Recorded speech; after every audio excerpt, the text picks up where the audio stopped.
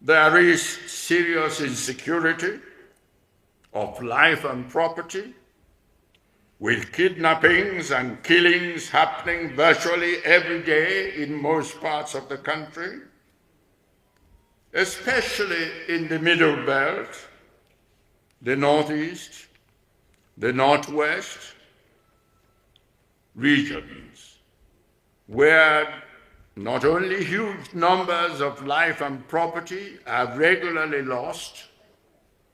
but also farmers are no longer able to go to their farms,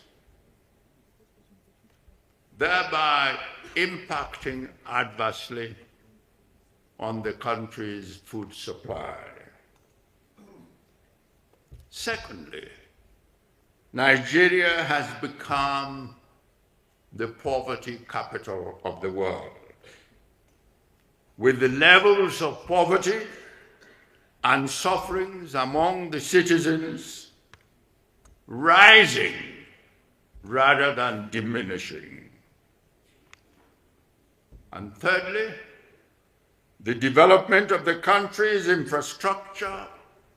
is generally lagging behind, including especially in health and education facilities, which in many cases are no longer fit for purpose. Fourthly, there is eroding sense of national unity within a pluralistic country that is still struggling to become a nation. Again, there is a palpable mood of hopelessness and lack of confidence in the future among the growing population of our young people. And overall, the present 36 federating units are obviously incapable of generating and sustaining the pace of national development achieved in the early years of our independence under the 1963 Constitution. In organizing this national summit, the patriots are of the view that the incontrovertible facts that I have mentioned can be more effectively reversed if our pluralistic country is given a more credible and truly federal constitution, democratically made by the Nigerian people, a constitution that would be in sync with the constitutions of successful pluralistic countries around the world. To those who say that the fate of a country depends primarily on its leadership, I say that the constitution from which the system of governance is derived largely determines the character of the people who get elected or appointed to govern the country from the three arms of the government. It is therefore my hope that the deliberations of this summit, which has in attendance so many leaders of thought and representatives of the country's major socio-cultural groups, as well as representatives of the important women and youth sections of our society, will produce recommendations on the key elements of the desired new constitution and the process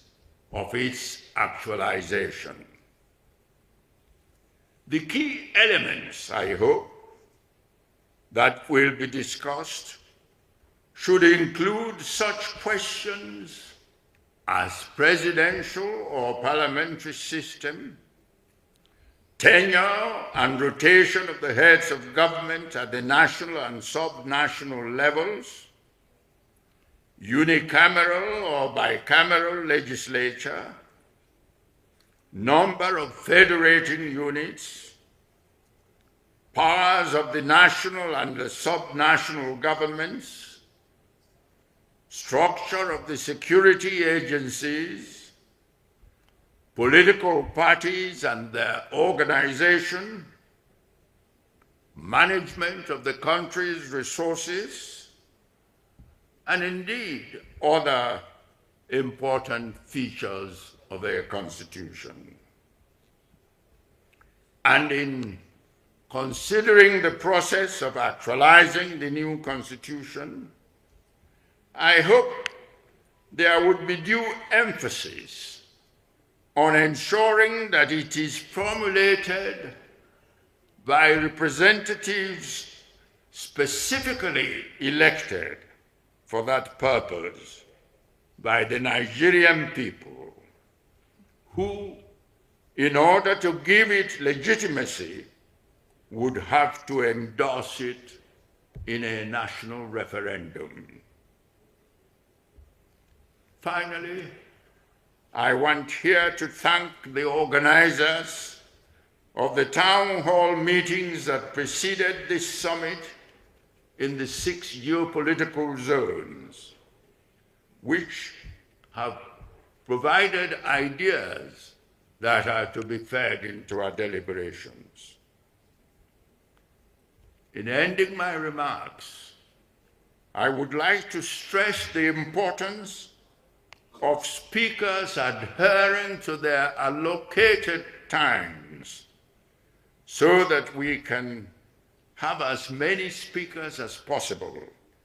within the 1999 Constitution, as amended, is not such a constitution.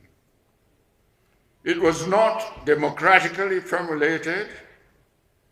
It was instead imposed on the country through a decree by the military administration. And the governance system derived from it is not only non-inclusive, but also induces over-expenditure of the nation's resources on administration rather than on capital development. Hence, the need for a new constitution made by the peoples of our country. There are also equally incontrovertible facts about the current situation in our country. First, there is serious insecurity of life and property, with kidnappings and killings happening virtually every day in most parts of the country, especially in the Middle Belt, the Northeast, the Northwest regions, where not only huge numbers of life and property are regularly lost, but also farmers are no longer able to go to their farms.